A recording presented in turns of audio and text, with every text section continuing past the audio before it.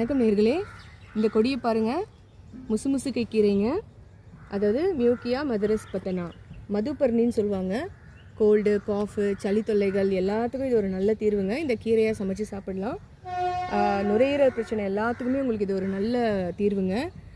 சளியை உங்களுக்கு வெளியில் எடுக்கிறதுனால இது ஒரு நல்ல எக்ஸ்பெக்டோரண்ட்டு. டைஜஷனுக்கு ரொம்ப நல்லது. கேஸ் பிரச்சனைகள் அந்த மாதிரிலாம் ரொம்ப கஷ்டப்படுறாங்க, சரியாக ஜீரணம் ஆகலை, சரியான முறையில் காற்று பிரியலை அப்படின்னும் போது இந்த கீரையை கொடுக்குறாங்க. உடம்புல இருக்கிற உஷ்ணத்தை ரொம்பவே குறைக்குதுங்க இந்த கீரை. ரத்தத்தை நல்லா சுத்திகரிக்குது.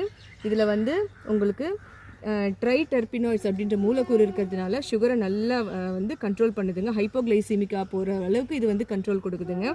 ஸோ டயபெட்டிக் பேஷண்ட்ஸு கொஞ்சம் பார்த்து இதை கொஞ்சம் டோஸ் அட்ஜஸ்ட் பண்ணி நீங்கள் உங்களோட டேப்லெட்ஸோடு சேர்த்து இந்த கீரையும் நீங்கள் சாப்பிடலாம். அதுக்கப்புறம் ஃப்ளெவனாய்ட்ஸு, ஃபீனால்ஸு, ஆல்கலாய்ட்ஸ் இருக்கிறதுனால இது உள்ளே இருக்கிற சளியை நல்லா வெளியில் கரைச்சி கொண்டு வருவாங்க.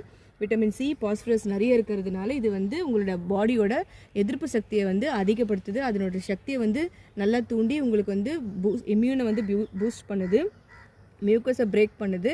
இது உங்களுக்கு ஆயுர்வேதிக் ஃபார்முலேஷன்ஸில் உங்களுக்கு அமிர்தாரிஷ்டம், அதுக்கப்புறம் குடுச்சியாதி கஷாயம், அந்த மாதிரி டேப்லெட்ஸு அந்த ஃபார்மில் உங்களுக்கு நிறைய கிடைக்குது.